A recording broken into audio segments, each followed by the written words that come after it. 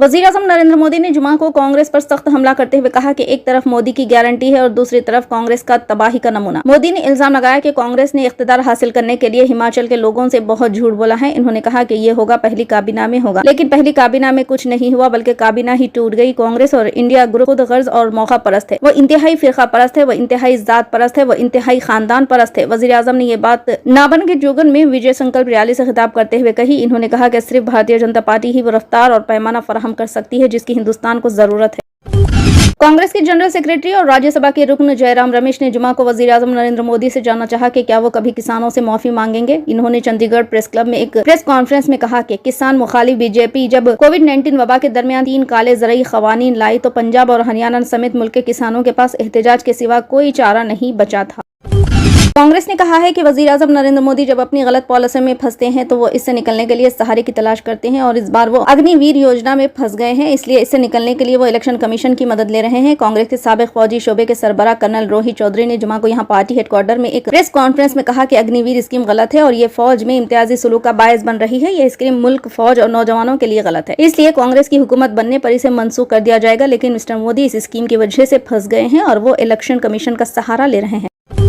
राजस्थान के साबिक वजीर आला अशोक गहलोत ने उम्मीद जाहिर की है कि कांग्रेस हुकूमत के दौर में दारुल हुकूमत जयपुर में जो तालीमी इदारे बनाए जा रहे हैं वो रियासत के बेहतरीन इंफ्रास्ट्रक्चर वाले इदारे हैं और मौजूदा हुकूमत जल्द ही बाज़ाब्ता तौर पर उन्हें शुरू करेगी। अग्निवीर स्कीम में फंसे मोदी इलेक्शन कमीशन की मदद ले रहे हैं। कांग्रेस नई दिल्ली कांग्रेस ने कहा है कि वजीर आजम नरेंद्र मोदी जब अपनी गलत पॉलिसी में फंसते हैं तो वो इससे निकलने के लिए सहारे की तलाश करते हैं और इस बार वो अग्निवीर योजना में फंस गए हैं, इसलिए इससे निकलने के लिए वो इलेक्शन कमीशन की मदद ले रहे हैं।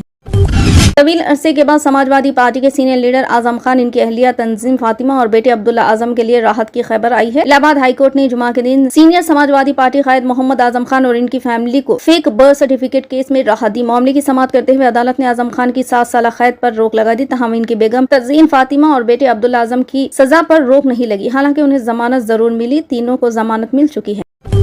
हिंदी सिनेमा की दुनिया में सुनील दत्त वाहिद ऐसे अदाकार थे जिन्होंने सही मायनों में एंटी हीरो का किरदार अदा किया है और इसे बरकरार भी रखा है। बलराज रघुनाथ दत्त उर्फ सुनील दत्त 6 जून 1929 को पाकिस्तान के शहर झेलम में पैदा हुए। वो बचपन से ही अदाकार बनने की ख्वाहिशमंद थे। सुनील दत्त को अपने कैरियर के इब्तदाई दौर में काफी मुश्किलात का सामना करना पड़ा। जिंदगी गुजरने के लिए उन्होंने बस डिपो में चेकिंग क्लर्क के तौर पर काम किया, जहाँ उन्हें 120 रुपये माहाना उजरत मिलती थी। इस दरमियान इन्होंने रेडियो सैलून में भी काम किया, जहाँ वो फिल्मी अदाकारों का इंटरव्यू लिया करते थे।